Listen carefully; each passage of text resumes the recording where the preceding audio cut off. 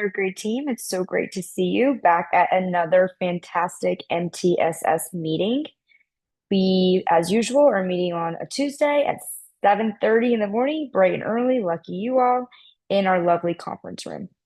Today's focus for our MTSS meeting is the ELA map data.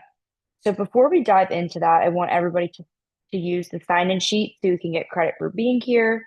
And then as you see on your space, I laid out some note cards and some pencils. We're going to use those a little bit later. Is everybody good to go? Awesome.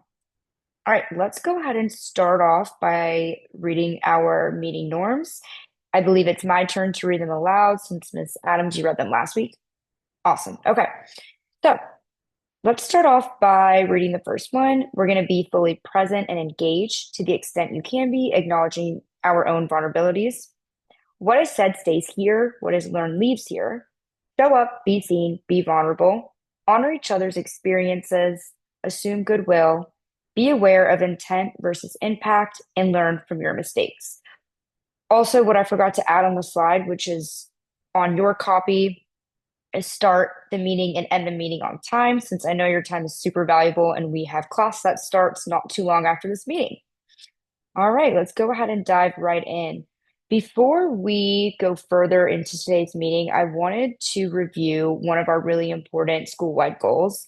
I know that we interacted more with this goal in the beginning of the year, and we kind of keep it in the back of our minds a little bit until map testing comes along.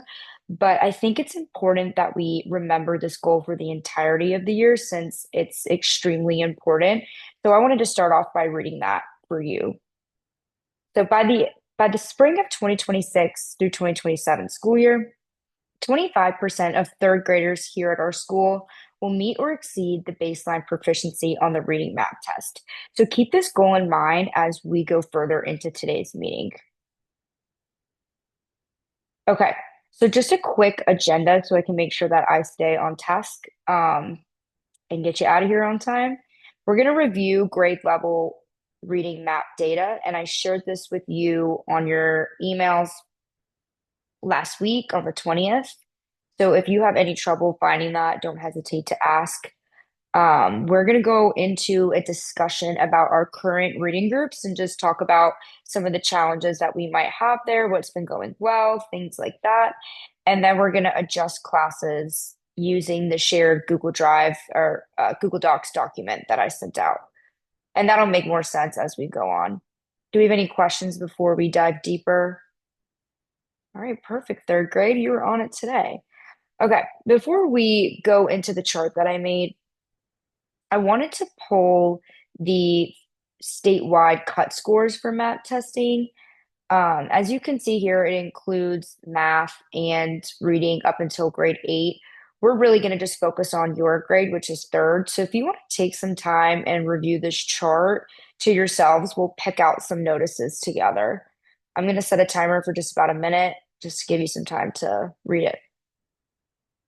Okay, thank you so much for doing so. What are some things that we notice about the scores on this chart? Thank you, Miss Adams, so much for sharing. Yeah, I agree. I agree that the percentile that they want us to aim for is at 59%, and a proficient score is at 201. So it's a little bit above that 50% mark. So just challenging the students even further. If we look at the other side of the chart, NWEA does a great job of giving us a cut score for advanced, really giving our identified gifted and talented students and students that might be on the bubble more of a challenge and a push to get even higher. So, as I mentioned earlier, I shared an Excel spreadsheet with you all. I'm going to give you about 5 minutes to review the spreadsheet to yourself and just jot down 3 things that you noticed on your note card, and then we're going to do a 2-minute share. The Excel spreadsheet looks like this. If you want to look at it on the board, you may. It's just a little bit small, which is why I went ahead and shared the document with you because we're going to be interacting with it as well. So I'll give you a second to review it for yourselves and we'll come back together. And you may start. Thank you so much for participating so nicely and jotting down your three things. I will go ahead and give you a 2-minute share just to turn and talk to your teammates and review your notices. Awesome. Thank you guys so much for your participation. I was hearing really great conversations. Okay, so I'm going to go ahead and describe further what the chart entails. So I pulled the NWEA MAP ELA data for the entire grade level. I broke it down by homeroom teacher and reading teacher. Um, the first 12 students are in Miss Colbert and Miss Angelou's homeroom, and then the next 12 are in Miss Nick, and so on and so forth. As you can see, let's just use Tessa as an example. In column F, that's her current winter map score and her map percentile. In column H, it compares her winter map score with her fall map score and her fall percentile. What's really important to note here is the growth category. So this document will automatically populate um, a student's growth score. So Tessa killed it on her map test, so that's great, Miss Colbert, because I know she's in your reading group. She grew 20 points. That's really something to celebrate here. I know that our goal is to get all of our students as close to the 201 score as possible, but we want to celebrate that students are still making growth. I mean, look at all of these students that are averaging 30 points, 21 points. That's something to celebrate here. I want to go ahead and point out too that we had about 8 students out of third grade meet this 201 score. So that's an average of about 17%. So that's not too far off from our goal. I really think with continuing our small reading groups and our phonics lessons and our dictation that we've been doing, I have no doubt that these scores are going to increase. I have been loving coming into your reading groups and just seeing all of the different strategies that you've been doing. Students are extremely engaged during this time and they are progressing. So pat yourself on the back for that because that is a win. At the end of our chart here, I went ahead and added accommodations that our students are receiving. Here at our school, we are very fortunate that all students can receive speech services. And I really think that that is valuable here as it's helping them succeed even further in reading. We have some students receiving OT and then behavior intervention plans. So if these are changing, you are more than welcome to add or adjust anything on this document. You have complete access to it. I will keep a hard copy and we can compare our changes at our next meeting. All right, I'm going to go ahead and set the 15-minute timer. I just want you to take a closer look at your students that are in your reading class and see how much they grew or if they stayed the same or if they decreased, and let me know your findings after that. All right, I'm going to set the timer and you may begin. Great. Thank you guys so much for your participation.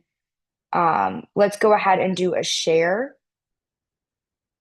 So, Miss Adams, you want to start us off? Awesome. Thank you for sharing. I totally agree with the students that didn't show any growth. That might be an area of concern just to see, make an improvement for next time. Thank you for sharing that. So, my goal for us now is to take a deeper look at the way that we structured our reading classes. So, Miss Nick has been our teacher that teaches our highest students who need more of a challenge and rigor. And Miss Dobish has our second highest group, and so on and so forth. So I really want to take time to look at the groups on the lower side and see if any of them can be pushed up or need a challenge. Same goes for in groups 1, 2, and 3. If these students are not performing to your expectations, then maybe they need to move down a group. And that's okay. Sometimes that has to happen. You all are the professionals, you know your students like the back of your hands. And I know that a collaboration time is valuable for you to make these adjustments based off of these winter map reading scores. So I'm going to give you another 15 minutes to collaborate together and see if you would like to move anybody around. The only thing I ask is that you share this document with me. I think I'm already on it, so no worries there. And I am going to review them by the end of the week. So I'm prepared for our next meeting. And then I will reveal the new, I wrote math groups, but reading groups. We're talking about reading. So I will reveal our new reading groups and hopefully we can start that on February 1st. Okay, so I will leave you to it. Thank you so much for your participation for this meeting. Again, if you have any questions, I will be here for the 15 minutes so you can pull me and ask. I've also been making a chart on my own, so I want to compare notes, and I will let you know my thoughts in the next meeting. Again, I appreciate everything you do, and thanks for another fantastic MTSS meeting.